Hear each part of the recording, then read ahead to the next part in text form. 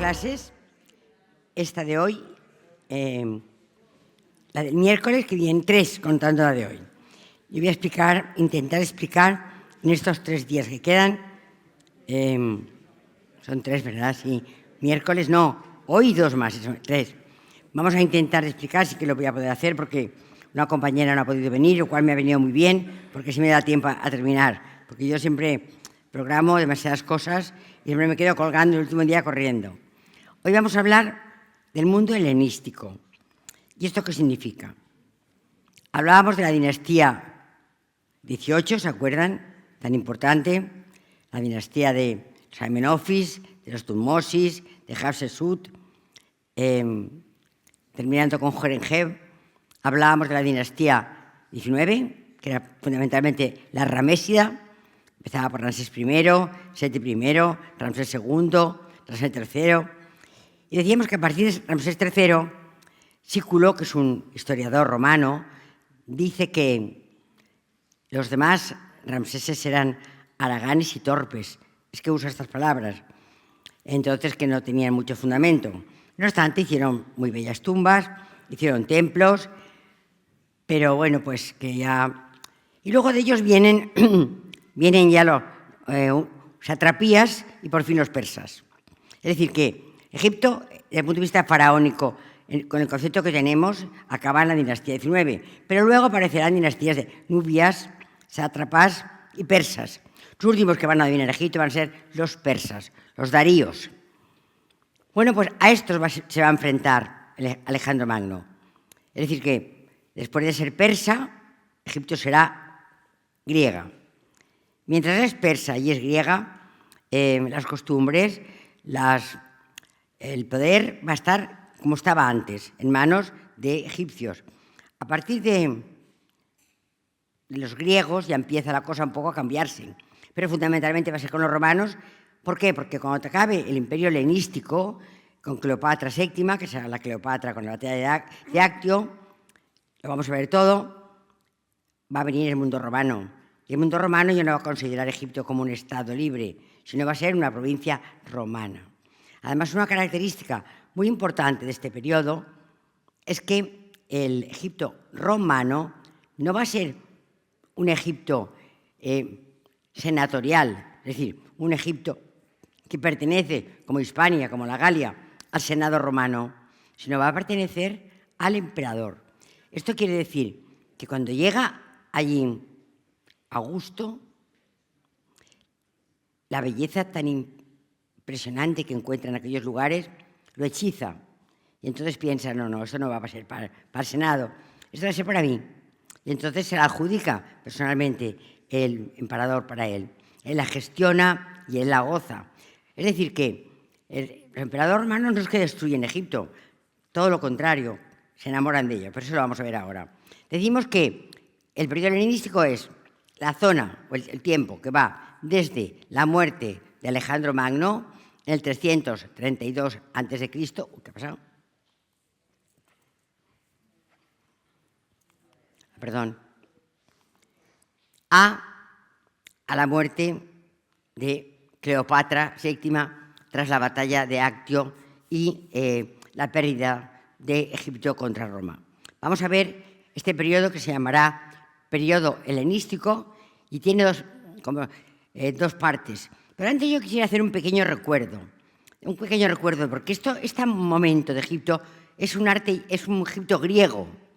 Y hemos dicho todo el rato que las creencias, es que todo hay que verlo a través de las creencias, porque ellos lo ven todo a través de las creencias. El pensamiento egipcio era un pensamiento mitológico. Eso significa que, creían en los dioses. Los dioses lo hacían todo, o bien Amón, o bien Ra, o bien Atón en la época de la herejía. Son los que tienen la culpa de todo. Es decir, ellos protegen, ellos hacen, ellos deshacen. El hombre es un objeto que el dios mueve. Esto ocurre también en la época griega. También ocurre. Es decir, en la época griega podemos hablar de 2 grandes periodos. La época mítico-religiosa, en la cual se escriben la Ilíada y la Odisea. Yo el año que viene, si tengo salud y ustedes quieren que vuelva, pues voy a hablarles de mitología. Y les voy a hablar de la mitología, pero a través de la Ilíada y de la Odisea. Los dioses del Olimpo porque me parece fundamental para entender el pensamiento y para entender el arte. Cuando uno se va a un cuadro, piensa Renacimiento, piensa Barroco, si no sabe mitología no lo puede leer, porque los personajes que aparecen allí son personajes que tienen una presencia física, pero además un contenido iconológico, es decir, que significan una cosa. Bueno, pues esta época primera del mundo griego es una época mítico-religiosa, en la cual en la Ilíada ya ven ustedes que los dioses son los que protegen a griegos o a troyanos, dependiendo. Además, incluso hay dos grupos de dioses, como del Atleti y del Madrid. Es decir, que son dos grupos muy característicos, que apoyan siempre a los mismos. Es decir, que esta época es, pues, tanto mítico-religiosa, no hay pensamiento científico. En cambio, aparece luego, ¿cuándo aparece? Vamos a ver, la Ilíada va a ser en el año 1250, antes de Cristo. Fíjense un detalle para que no lo olviden. La fecha me refiero. Broncíneas botas, son de bronce todavía. El hierro es el 1000, era de hierro. Estamos antes del hierro. En cambio, ¿cuándo escribe Homero la Ilíada y la Odisea? 500 años después, en 750, antes de Cristo. ¿Me entienden? ¿Cómo las escribe? Homero lo que hace es escuchar historias que cuentan. Es como si yo quisiera ahora contar la vida de mi familia o de mi pueblo. Tendría que andar recogiendo más que nada chascarrillos de mi madre, que era muy graciosa, o sentencias de mi padre, que era muy serio, o mi abuelo, que era un hombre muy culto. Entonces tendría que andar recogiendo para poder establecer. Pues esto es lo que hace Homero. Homero recoge historias que van por ahí, leyendas, y él con eso elabora la idea de la Odisea. Pero 500 años de que acontece la guerra de Troya. Bueno, pues a partir de Homero, un poco después, en el siglo VII a.C., aparecen un grupo de personajes que se van a llamar los presocráticos. ¿Quién son los presocráticos? Los primeros filósofos. Los primeros, que ya no van a pensar que llueve porque se deja el grifo abierto San Pedro o que truena porque mueva los muebles. No, no. Van a pensar que llueve, fundamentalmente van a ser filósofos, además, que van a ser estos, Tales de Mileto, Anaximandro, Anaxímenes, Heráclito, Diógenes, Pitágora, Parménides, Empédocles, Anaxágoras, Leucipo, Demócrito, que van a decir, van a justificar los acontecimientos a través de la naturaleza. Van a ser muy verdes. Por ejemplo, Demócrito dice, nunca beberás el agua 2 veces. Por ejemplo, Tales de Mileto es capaz de medir la altura de la pirámide de Keops. Es decir, que ya van a utilizar el pensamiento racional. Ya no van los dioses por el medio. Podrán creer en los dioses como creo yo en los dioses, pero ya no los hago responsables de lo que acontece en mi vida. Si yo quiero explicar, tendré que estudiar. Si yo quiero no engordar, pues tendré que dejar de comer. Si yo quiero que me quieran, tendré que querer. Pero no son los dioses, ya es uno personalmente. Bueno, pues entonces dentro de esta época lógica y racional tenemos el siglo VII de los filósofos presocráticos, el siglo V, que es el máximo momento de Grecia, acuérdense de la mano de Pericles, el que hizo la Acrópolis, y luego ya viene nuestra época, la época helenística. ¿Me comprenden? Entonces el mundo griego tiene 3 fases: presocráticos, primero mitológica, ya en la racional, presocráticos, de Pericles y de Alejandro Magno. Son los 3 momentos del mundo de él. Entonces nosotros vamos a pillar el último momento del gran desarrollo del mundo griego, que es la época helenística, que es la última parte. He puesto aquí esta tontería, porque es una tontería gordísima, pero quiero que vean cómo aplicó Tales de Mileto el pensamiento científico a medir la altura de la pirámide. Tales de Mileto llegó a a Egipto, porque como vamos todos, yo me encantaría ir también. Pasa que a veces la vida uno puede hacer lo que deba y no lo que pueda, no lo que quiera, casi siempre. Es un aburrimiento esto, ¿eh? Porque hay gente que se toma las cosas con mucha más ligereza. Yo siempre hago lo que tengo que hacer. No sé, nunca llego tarde, siempre no sé, soy subnormal, porque no, es que me moriré sin hacer lo que me da la gana. Bueno, no importa, no voy a contarles mi vida que ya me aburrida. Bueno, pues digo, Tales de Mileto va a Egipto. Y entonces los egipcios le dicen, ha llegado un sabio griego. ¿Cómo? Sí, saben más que ninguno de nosotros. No nos lo vamos a creer. Y entonces el más listillo del pueblo le dice, oiga, señor Tales, venga, ¿cuánto mide la pirámide de Keops? Bueno, se lo voy a decir. Le entregan un palo. ¿Cómo un palo? Sí, pero ¿cómo de grande? No me da igual. Como ustedes quieran. Un bastón. Primero, mire usted, por ejemplo, ese bastón. Y entonces, Tales pone el bastón. Aquí está el sol. ¿Lo ven ustedes, verdad? El sol. Entonces, la pirámide tiene esta altura, que no la conocemos, proyecta esta sombra, que la podemos medir. Desde el centro de la pirámide hasta donde termina la sombra, la medimos. Tenemos un bastón que conocemos la medida, porque nos lo han dado, y medimos la sombra. Y entonces aplicamos el teorema de Tales, que es el teorema de las proporciones. Esto es a esto, como esto es a esto. ¿Se acuerdan? Entonces, mírenlo, la pirámide partido por la sombra de la pirámide es igual al bastón dividido por la sombra del bastón. Como lo que no conozco es la altura de la pirámide, la despejo. Pirámide es igual a bastón por sombra de bastón partido por sombra de pirámide. ¿Lo han entendido? Bueno, es igual, no pasa nada. Es el teorema de las proporciones. Es decir, la luz esta que proyecta una sombra mía aquí. ¿La ven? Bueno, pues si pongo aquí delante esto, de esto proyecta otra sombra. Mi altura es a la altura de esto lo que mi sombra es a esto. Y entonces cuando se despeja, se multiplica así y se divide por el otro. ¿Me entienden? Pero entienden lo que hizo Tales. Tales sabía que la relación, es un problema de relaciones, entre mi altura y mi sombra es igual a la altura y a la sombra de la pirámide. Entonces dijo lo que medía. Entonces, y ahora vamos a medir otra. Bueno, pues todas las que ustedes quieran, y a su abuelo, y a su tío, comparándolo con el perro que llevan, todo, sabiendo la altura de las dos cosas y sabiendo la sombra de las dos cosas y conociendo la altura de una de las dos, pues ya tengo yo la solución. Teorema de las proporciones. Bueno, pues esto es ciencia ya. Estamos en la época presocrática, en la época de Tales de Mileto, de Anaximandro, de Anaxímenes. Ustedes comprenden, esto de la fórmula a lo mejor no se les escapa, pero ustedes comprenden lo de las proporciones.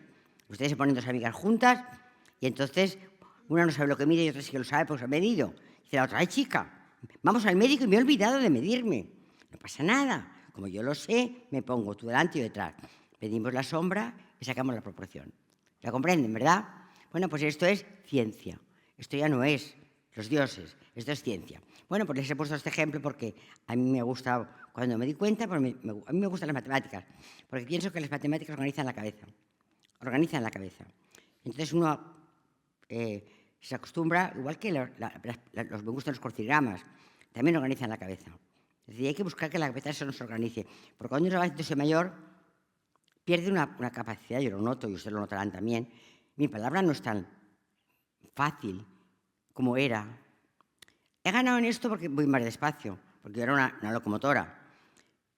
Y entonces, para que no se enlentezca a nuestra mente, hay que darle pábulo. Bueno, pues Alejandro, ya tenemos a Alejandro. Alejandro es hijo de Filipo de Macedonia. Aquí está Macedonia. Pella es la capital de Macedonia, que es donde nació Filipo, el padre de Alejandro. Es decir, Filipo nace en Pella, la capital de Macedonia. Este es el territorio que va a lindar con Tesalia, que es ya Grecia continental, con la parte de Grecia continental, fundamentalmente con Tesalia. Luego está la Grecia insular, que es enormemente grande. Bueno, está la Grecia continental. Esto es Esparta. ¿Lo siguen, verdad? O sea, lo ven bien. Bueno, pues esto es lo que vamos a lindar con la tierra de Alejandro. Pero Alejandro, con 33 años, ha llegado a conquistar. Está en la Macedonia, esto es Pella. Conquista toda la Grecia continental e insular.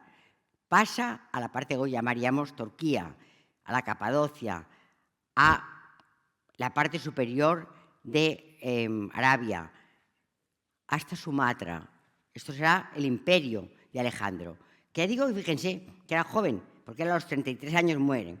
Muere de una salmonelosis, una infección, empieza con una fiebre muy alta, una infección, un agua que tomaría contaminada, y Alejandro muere con 33 años, dejando este imperio. Además, Rosana, su esposa, está embarazada, pero no ha tenido hijos todavía. Entonces tiene que dividir el imperio que ha conseguido en tan pocos años en sus generales. Bueno, pues Alejandro III de Macedonia, ¿a quién vence fundamentalmente? A los persas, que son los que habían ocupado desde Egipto hasta la zona de Asia. Entonces, aquí, en la última guerra, ¿cuál va a ser? Si van ustedes a Nápoles, que también se lo aconsejo ir a Nápoles, yo adoro Nápoles, me gusta mucho Nápoles. Yo he estado muchas veces en Nápoles y cada vez que voy me alegro más de estar allí. Bueno, pues en Nápoles hay un museo de arqueología donde están guardadas las teselas de Pompeya y Herculano, y en la calle en la casa del estanque del Fauno, la casa del Fauno, estaba ya en una especie de terraza, y en el suelo de la terraza había un mosaico, que era el mosaico de Alejandro Magno, en la carita, luchando contra Darío III, en la batalla de Issos, con 2 S, I-S-S-O-S. Bueno, pues en la batalla de Issos, Alejandro Magno vence a Darío III. Y esto está ahora en el Museo de Nápoles, pero estaba, ya digo, en la Casa del Fauno, en Pompeya. Todavía ahora han puesto, que me parece una cosa que está bien, un dibujo de lo que es el mosaico en el lugar donde estaba, en la Casa del Fauno. Bueno, pues vence ya, empieza ya conquista el mundo de Asia. Aquí tiene Alejandro Magno en el mosaico, que está hoy en el Museo Arqueológico de Nápoles, y estaba en la Casa del Fauno, en la ciudad de Pompeya. Bueno, pues va a haber 2 partes importantes en la época de Alejandro. La época macedónica, que nace de sus sucesores, que no es más que 2, su hermano, un hermanastro, y el hijo póstumo de Rosana. Y luego va a venir ya la época ptolomeica. ¿Esto qué significa? Alejandro, cuando vence a los egipcios, no se lo toma de broma. Es que les pasa esto. Yo siempre digo que se puede ir a muchos sitios en la vida. Yo conozco bastante Europa entera, parte de América. Y hay lugares, por ejemplo, yo me acuerdo de Teotihuacán, en Mesoamérica, como algo que me impactó de una manera extraordinaria. Yo me acuerdo de Egipto, yo me acuerdo del Peloponeso, yo me acuerdo a lo mejor de Rávena. Y he viajado mucho, pero esto lo tengo en el corazón. Y cuando me descubro, me sale. Bueno, pues Egipto te sale. Yo comprendo que primero Alejandro y luego los romanos se enamorarán de esa tierra. Bueno, pues Alejandro se enamora. ¿Qué es lo que hace? Crear una ciudad importante en la parte del delta, que será Alejandría. Entonces, crea una ciudad. ¿Cómo era la ciudad? Griega, en cuadrícula, con cardo. Cardo va siempre de norte a sur. ¿Cuál será nuestro cardo en Valencia? ¿Qué calles correrá? De norte a sur. Viene sobre el mar, paralelo al mar. La calle Sagunto, la calle San Vicente. Eso será nuestro cardo. Nuestro decumano va hacia Madrid, de este a oeste. Pues tienen que ser la calle Caballeros, la calle Cuarte, que van hacia Madrid. ¿Me comprenden? Cardo, norte, cabeza. Cardo, cabeza. Norte, sur, decumanos, manos. Izquierda, derecha, este, oeste.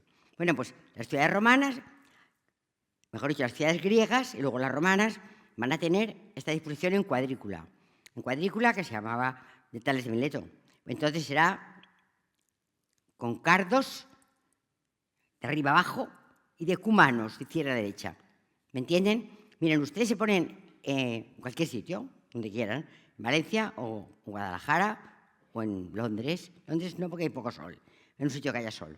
Se ponen y ponen su mano derecha por donde sale el sol. Lo cogen el sol. Por la mano izquierda a la otra parte.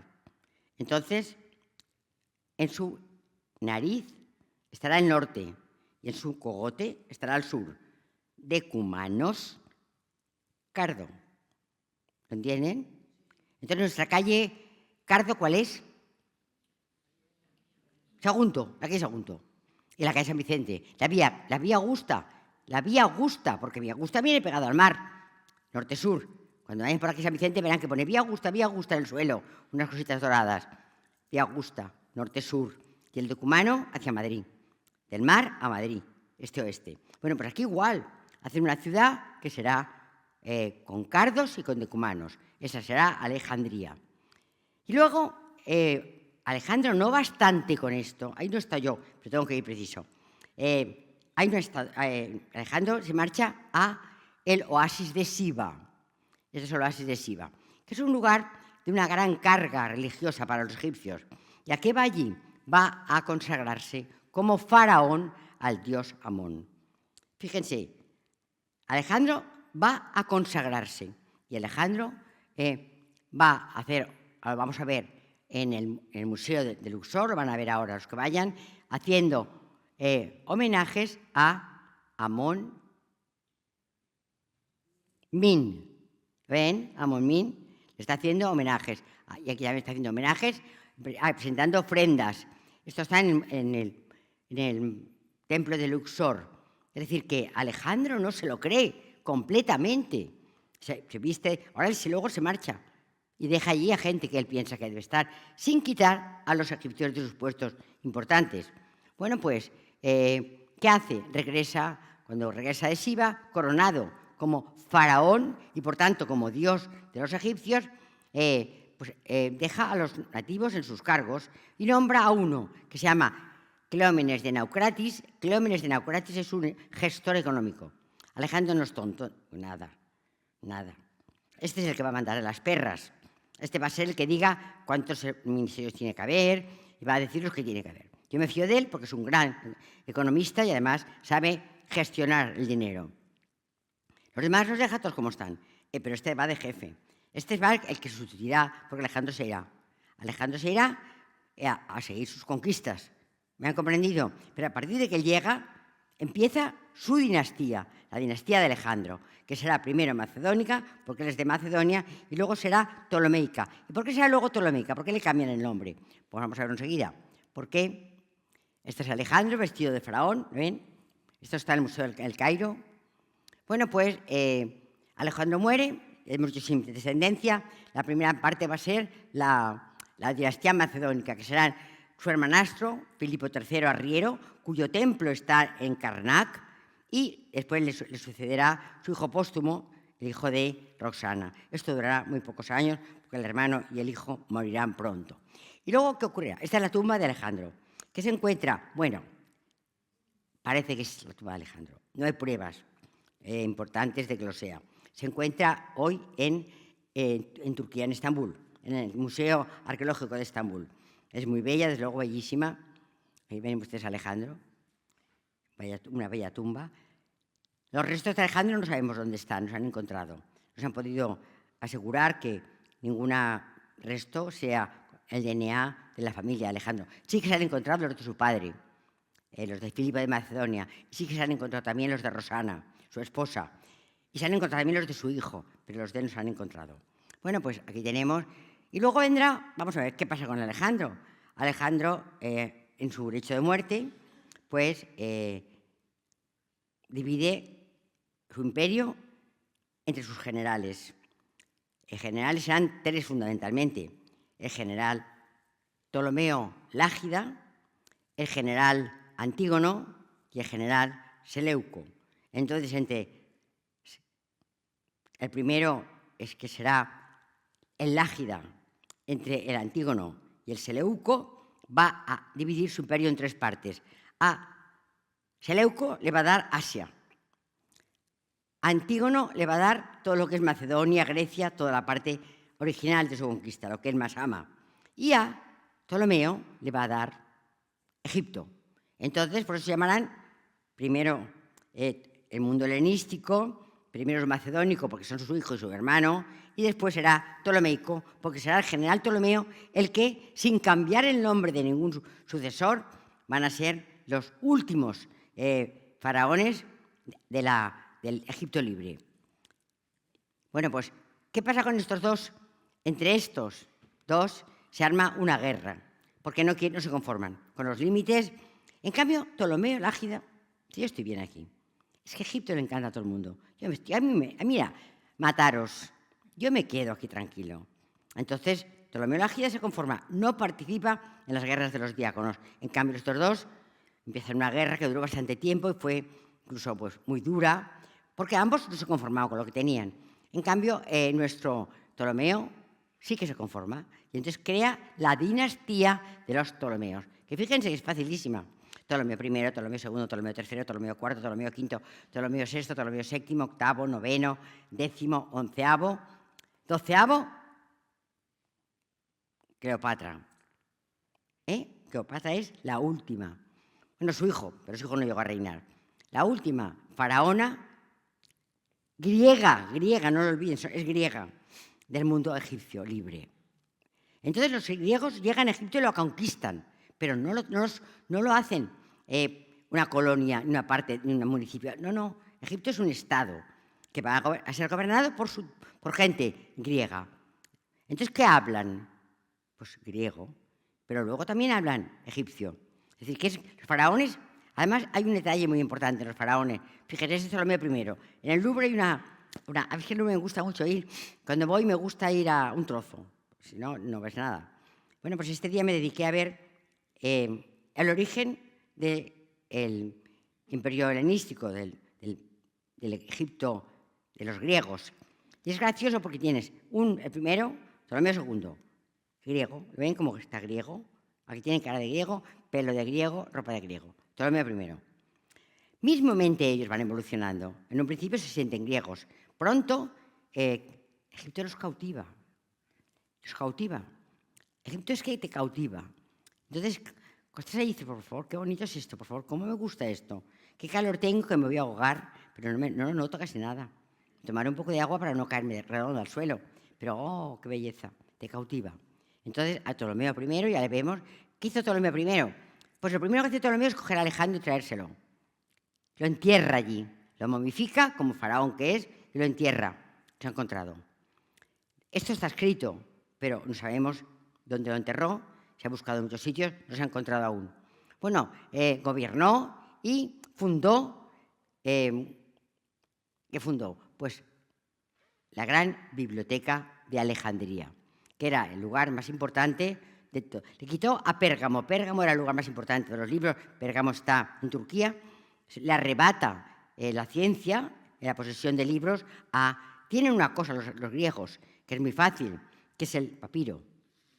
Entonces, con el papiro, ellos pueden escribirlo fácilmente. El papiro está en el Nilo y es su papel. En cambio, en esto no está, perdón, tienen los papiros. En cambio, he dicho, ahora se me ha ido el nombre, en Pérgamo no tienen papiros. Entonces tienen que comprar el papiro a Egipto. Entonces los egipcios, cuando Pérgamo empieza a crecer, se acabó. No vendo ni un papiro más.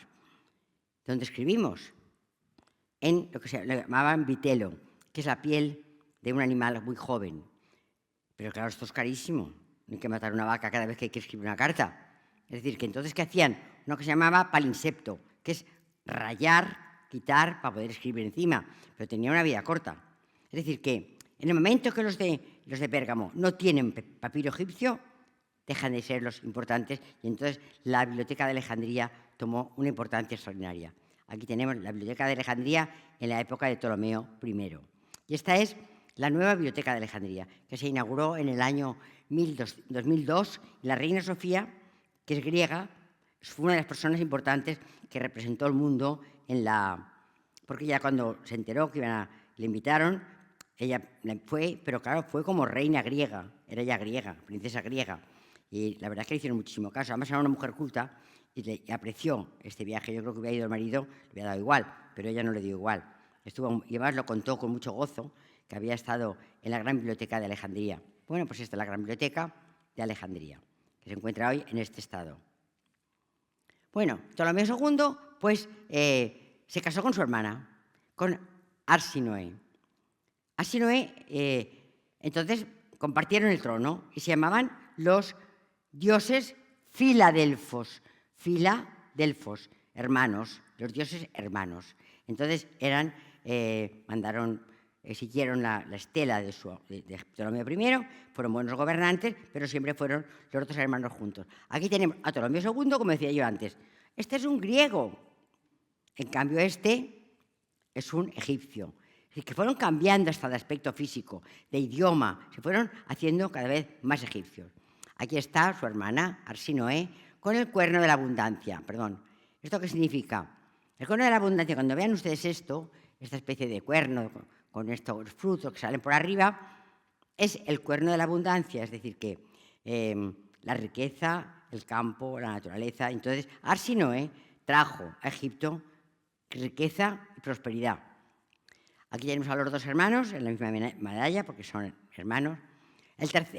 Bueno, pues ¿qué hicieron ellos? Ellos hicieron una cosa, llenaron de sabios la biblioteca de Alejandría. Fíjense qué gozo.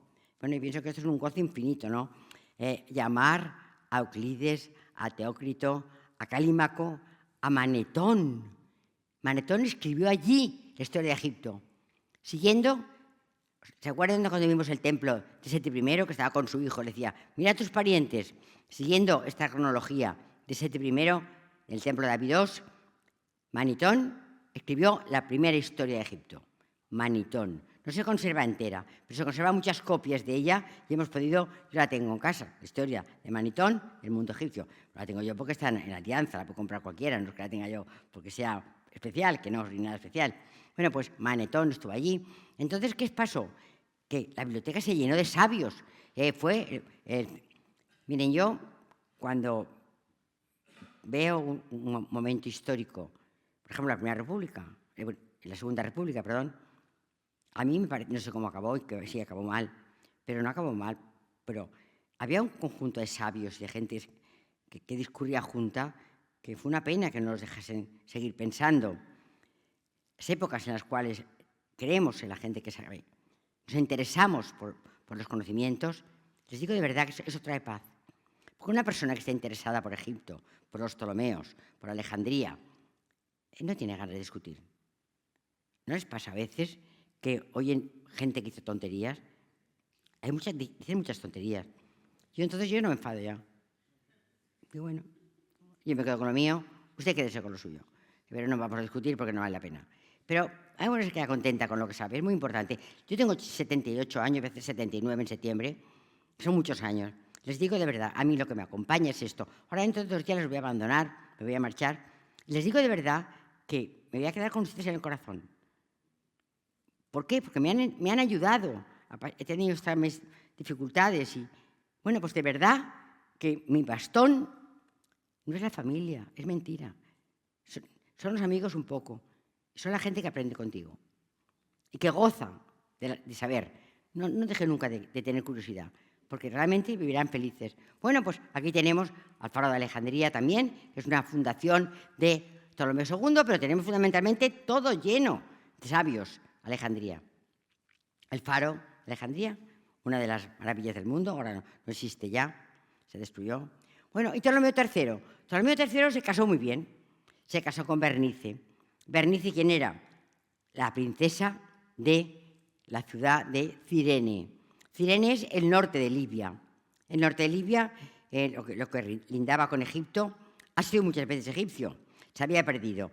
Con la boda, entonces recuperarán Bernice y Ptolomeo III, recuperarán, ven aquí Cirene, toda esta parte, la parte de la Cirenaica. Ella era princesa de esta zona. Entonces, con la boda, Egipto se expande y tomará la Cirenaica. Así que también fue un buen Ptolomeo. Los Ptolomeos realmente no fueron malos gobernantes para los egipcios, porque les dejaron bastante hacer lo que tenían que hacer, por supuesto adorar a sus dioses, por supuesto no impusieron nunca ningún dios egipcio, griego, no, ellos se conformaron con los dioses que tenían los. Luego en su vida privada no sé lo que harían, pero en la vida pública sí se respetó muchísimo. Construyeron un templo, luego el próximo día hablaremos de los templos, tanto del de Edfu como el de. Bueno, pues construyeron un templo que lo dedican ¿a quién? Al dios Horus. Mira, la última vez que fui a Egipto, en el mes de noviembre, estábamos en el templo de Horus, que tiene, que sí que bellísima. Estos son los pilonos, ¿verdad? Visto por detrás, el primer patio. Y aquí, esto se llama el Mamisi. El Mamisi era donde la diosa Hathor daba de mamar, en este caso a su esposo, que era Horus, y a sus descendientes. Y entonces no entraba en el programa a ver el Mamisi, porque realmente no hay tiempo de verlo todo. Pero como yo soy una atolondrada, y soy una necia, pues me puse a correr para ir a ver el Mamisi. Porque la gente, como anda muy despacio, dije yo ando rápido, me fui a correr y me di un trapezón entrando en el Mamisi, que me hice el pie, ¿saben cómo se puso? Lo que pasa es que no dije nada. Me lo vendé yo, me callé. Y dije, esta tarde no voy a ir porque me voy a quedar descansando. Casi que ni se enteraron. Pero anduve, no me dolía, porque yo me acordé de un profesor mío, que era el profesor Gomar, que era traumatólogo, que decía: fractura, que no duele, no es fractura. Yo me acordé, y me puse de pie, tenía el pie como una bota, hasta aquí, pero a mí no me dolía. Yo dije, pues mira, me pongo pantalones, me lo vendo, se lo digo a nadie. Y cuando vaya a Valencia voy al hospital. Y cuando fui al hospital, el día siguiente me dijo el médico: Luisa, ¿cómo has venido? Pues andando. Bueno, he venido en taxi, claro. ¿Pero cómo has entrado aquí andando? Pues es lo que te digo, que vayas, sigas andando. ¿Pero qué tengo? Dice, pues mira, tienes una contusión bestial, una rotura de vasos, tienes un esguince, pero si hasta ahora has caminado, el esguince si no duele no pasa nada, camina. Camina y moviliza, que tú eres muy vieja. Y si te lo dejo quieto, igual te queda un tobillo rígido. Y hasta ahora no me ha dolido, no me ha dolido. Pero bueno, me llevé susto, porque el primer día, me caigo y me rompo el tobillo, pues por ver el mamisi. Porque se llama mamisi, y esto lo van a ver en los templos ptolomeicos. En los ptolomeicos es la diosa Hathor, cuando da de mamar a los herederos. La diosa Hathor como madre. Bueno, pues el mamisi, que es esto. Bueno, pues construyeron, aquí tenemos el faraón Ptolomeo haciendo ofrendas a Horus y a Khonsú. Aquí lo tenemos, a Khonsú. Está haciendo ofrendas de perfumes. Bueno, pues Ptolomeo IV era débil y un poco enfermizo, pero tuvo la suerte de que se enfrentó con Antígono III, rey de los selúcidas, a los que habían sucedido a Antígono, y los venció. Entonces, esto era toda la zona de Antígono, selúcida, que se fue hacia Asia. Se enfrentó con ellos, quisieron entrar en el territorio egipcio y los frenó y consiguió la paz para los egipcios. Bueno, el quinto a mí me gusta muchísimo, y a usted también les va a gustar igual que a mí, porque tenemos ya gustos semejantes. ¿Por qué? Porque Ptolomeo V, ¿quién fue? El que escribió el decreto de la piedra Rosetta. El decreto más importante. Es decir, que nosotros sabemos descifrar jeroglíficos, por supuesto, por Champollion, pero Champollion tuvo una arma maravillosa, que fue la piedra Rosetta. Y la piedra Rosetta es un edicto de Ptolomeo V. ¿Qué era este edicto? Había habido una sequía muy importante, una gran sequía, que había dejado sin agua a una zona del sur de Egipto. Y entonces Ptolomeo, sabedor de esto, hace un edicto. ¿En qué dice? Libero de pagar impuestos a esta zona que no ha tenido agua. Por tanto, no puede tener cosechas, porque era siempre una parte de la cosecha para el faraón. Y entonces hace este edicto, lo escribe en la piedra Rosetta, de forma que está escrito en 3 partes. Una parte, la parte superior, que está escrita en idioma jeroglífico, para los sacerdotes. Una segunda parte, ¿no ven la diferencia, verdad? En demótico. Y la tercera parte está escrita en griego. ¿Pero cómo está escrito? Como un decreto. Esto es la gracia de la piedra Rosetta, porque nosotros tenemos también muchos estelas del mundo ibérico, escritas en ibérico y en latín, pero es que no son decretos. Y entonces, por ejemplo, yo digo, hay muchísimas gracias, cuánta gente ha venido hoy, siendo un lunes a las 10, cuánto les agradezco, qué amables son. Digo esto y luego digo, uy, hoy es lunes, fíjate cuánta gente. He dicho lo mismo. Gracias, me faltaba por decir. He dicho lo mismo, pero yo busco y lo encuentro. En cambio, esto dice, yo, Ptolomeo V, decreto que la ciudad de Asuán quede liberada el año en curso del pago de impuestos, dado a la tremenda sequía que ha sufrido. Eso lo digo en jeroglífico. Luego lo copio igual en demótico, yo, Ptolomeo, y luego lo copio igual en griego, de forma que yo busco, y aquí tengo la primera letra, busco la tercera línea. A ver, tercera línea. Y voy comparando letra a letra, ¿me comprenden? Entonces esto le facilitó muchísimo, porque además, dado que Champollion hablaba griego, latín, arameo, copto, tenía todos los idiomas, entonces podía entender mucho mejor que entendemos los que no tenemos ninguno. Pero esto fue la gran ventaja, que Ptolomeo V hiciera un decreto liberando de impuestos y que pintaran una piedra. La piedra Rosetta se encontró en el delta, en la ciudad de Rosetta, que está al lado de Alejandría. Bueno, pues Ptolomeo, ahora digo los dos juntos, porque ambos fueron un poco tutelados por su madre, por Cleopatra I. Cuando la madre murió, decidieron reinar juntos. Entonces reinaron juntos y fueron grandes constructores, porque van a construir el templo de Hathor en Deir el Medina, el templo de Esna y el templo de Ombo. Lo vamos a ver el próximo día todos, pero yo ahora se los muestro para que los vayan viendo muchas veces. Eso es Deir el Medina, uno de los lugares mágicos de Egipto, donde vivían los artesanos que fabricaban el Valle de los Reyes.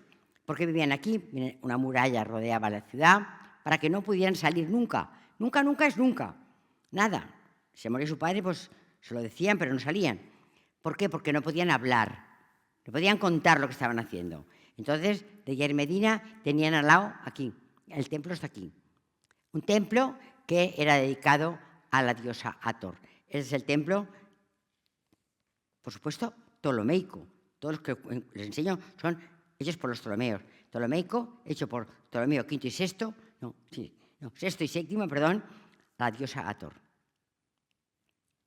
Aquí ven a Ptolomeo, un Ptolomeo, otro Ptolomeo, haciéndole la ofrenda a la diosa Hathor.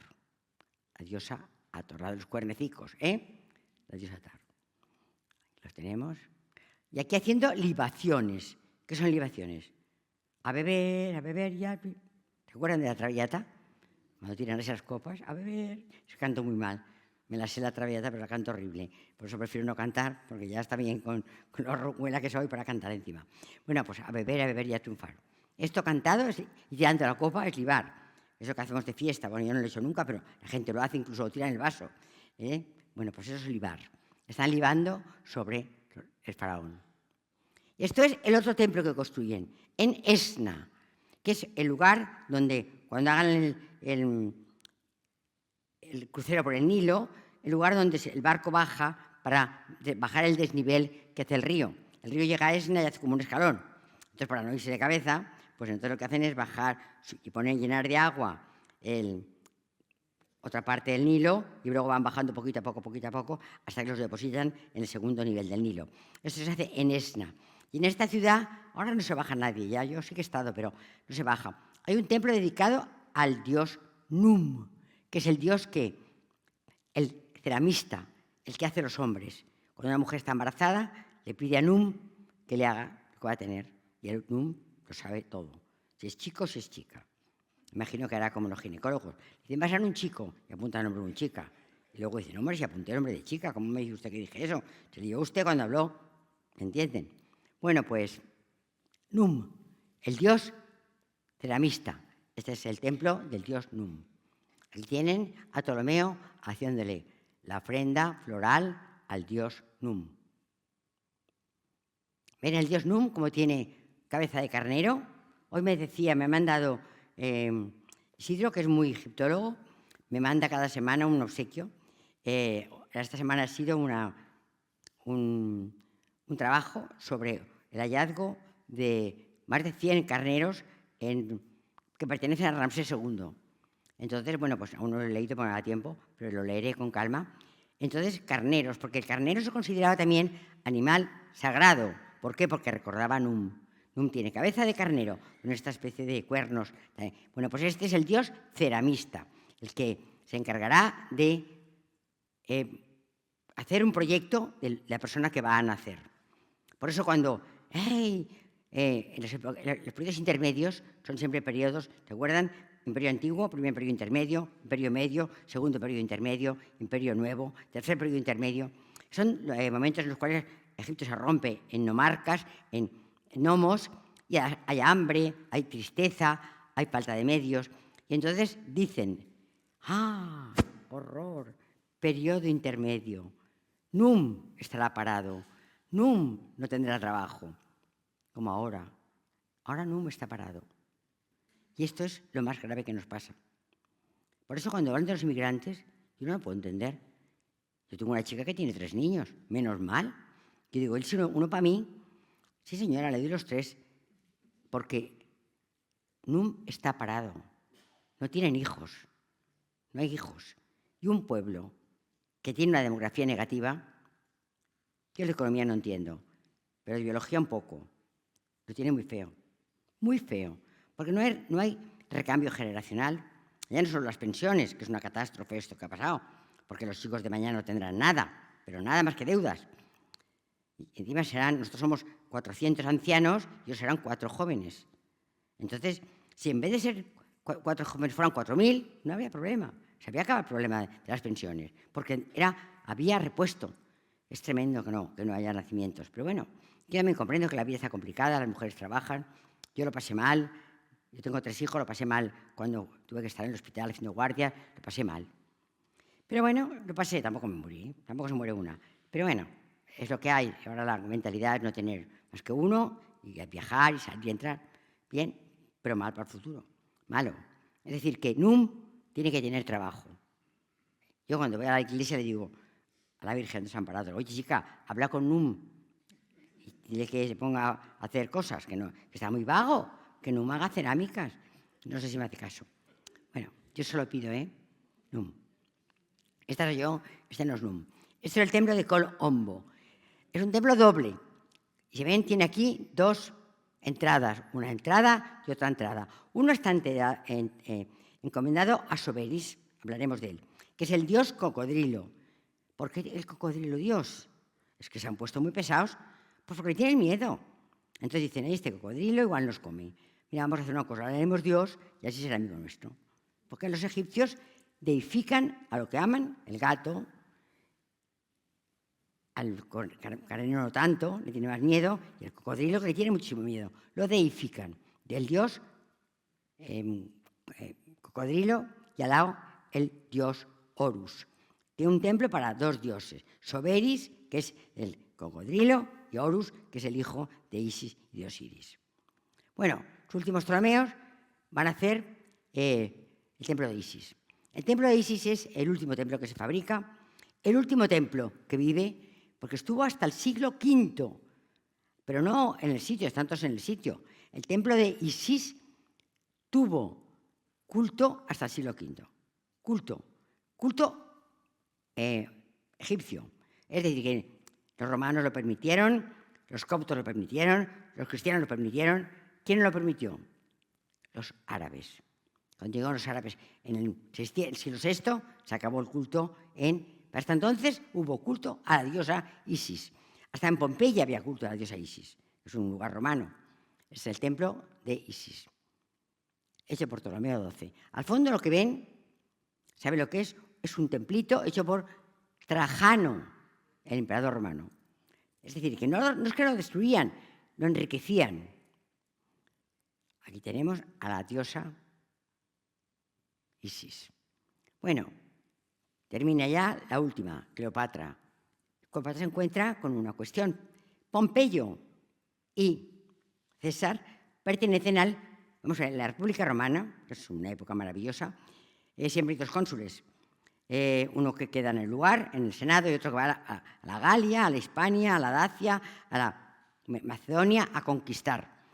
Pero al final del Imperio Romano, de la República, hay un poco de lío. Y entonces, en vez de 2, hay 3. Y habrá 2 veces 3, serán los 2 triunviratos, que era cuando habrá 3 gobernadores. Bueno, pues el primer triunvirato están César, Pompeyo, Craso. Los 3 que forman el primer triunvirato. Craso se dedica a los gladiadores. ¿Se ha visto el Gladiator? Pues este señor que grita es Craso. Y Pompeyo queda en Roma como cuidador del Senado y César marcha a la Galia. Pompeyo se está poniendo un poco tonto. Dice, oye, mira, al final soy yo el César. Él es el guerrero. Así que, poco menos que quiere ser él el único. Siempre 2 Césares, el único César. Entonces, ¿qué ocurre? Pues ocurre que Pompeyo se entera y dice, que te lo vas a creer. Viene Pompeyo y ¿qué cruza? El Rubicón. ¿Han oído esto? Cruzar el Rubicón significa tomar una decisión importante. Cuando uno dice, hasta el gorro, voy a cruzar el Rubicón, ya se ha acabado esto, tanta tontería y tanta idiotez. Y a veces no lo digo, pero lo pienso. Y entonces Pompeyo se pasma, porque llega César, quiere mucho a César, y se va huyendo. El otro día en Palabras salió esto. ¿Dónde fue la batalla? Empezaba por F, que se dio en Egipto entre Pompeyo y César, la batalla de Farsalia. En la batalla de Farsalia vence César. Y luego los hermanos de Cleopatra matan a Pompeyo. Que César no quiere que lo maten. Dice, no es mi enemigo, es mi competidor. Bueno, la cuestión es que César llega a Egipto. Y entonces, ¿con quién se encuentra? Pompeyo, César. Batalla de Farsalia. Bueno, pues llegan César, Pompeyo y Craso, se encuentra con Cleopatra. César y Cleopatra. ¿Vieron la película, Cleopatra? Pues tienen que verla otra vez, y se entenderán mejor. Cleopatra. César y Cleopatra. El amor de César y Cleopatra. Ella es muy drápala, sabe muy bien conquistarse a todos. Conquista a César. Tiene un hijo, Cesarión. Bueno, pues Ptolomeo, su hermano, atacó a los soldados de César y murió en la guerra. Entonces ya quedó ella como única heredera, la última faraona. Y entonces marchó con César a Roma, por 2 veces fue. La primera vez entró maravillosamente como una gran faraona, todo era lujo. La segunda vez César estaba ya perdiendo fama y cuando entró ella, en el Idus de mayo, el 15 de marzo, murió asesinado César, estando Cleopatra en Roma. Se volvió, imagínense cómo, corriendo. Bueno, pues se vuelve, pero viene el segundo triunvirato. El primero eran César, Pompeyo, Craso. El segundo son Octavio, que es Augusto, el sobrino nieto de César, Marco Antonio y Lépido. Otra vez Marco Antonio y aquí tenemos a Marco Antonio y a Cleopatra. Otra vez se dividen el imperio y quedamos así.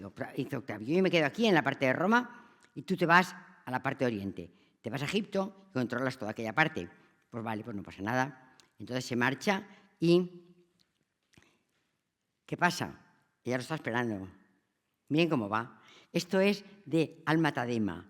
Alma Tadema es, fíjese, ahora pienso, me encantaría hablarles a estos amigos que son tan simpáticos, que de verdad que me han querido simpáticos, porque son ustedes muy amables, muy educados y además muy fieles, lo cual para un profesor es maravilloso. Y tienen curiosidad, por eso son fieles, porque vienen a escucharme, no a verme, porque tampoco estoy de ver. Bueno, pues Alma Tadema es un pintor, es un chico, de los prerrafaelistas, que son los pintores que pintaron la primera mitad del siglo XIX en Londres y se llamaban prerrafaelistas o prerrafaelitas, se puede decir de las dos maneras, porque su pintura quería irse a la época medieval, anterior al Renacimiento. Tomar la técnica de Rafael, son maravillosas pinturas, son maravillosas. Están en la Tate, en el Museo Tate, que está enfrente del Parlamento, entrando a mano izquierda, tiene una sala entera de prerrafaelitas maravillosos. Pues uno es este. Y aquí ven a Cleopatra, cómo está la tía de provocativa. Corre la cortina, toca la musiquita, que llega aquí. ¿Este quién es? Marco Antonio, que va a verla, porque ya está esperándole. Aquí tenemos maravillosa cerámica griega con Cleopatra, con los dos, con Marco Antonio y con César. Con César primero, luego con Marco Antonio. El amor entre Marco Antonio y Cleopatra. Primero con César, luego con Marco Antonio. Marco Antonio estaba casado con una hermana de Octavio, la pobre Olimpia. Olimpia la dejó tirada como una colilla y ella se quedó con los niños suyos y de Marco Antonio y otros que tenía Marco Antonio de una mujer anterior, que fue una mujer muy buena, la hermana de... Claro, Lépido le cogió mucha rabia, pero era mentira, Lépido no cogía rabia a nadie. Perdón, Octavio. Octavio no cogía rabia. ¿Octavio qué quería? Quitárselo de enfrente, para mandar él.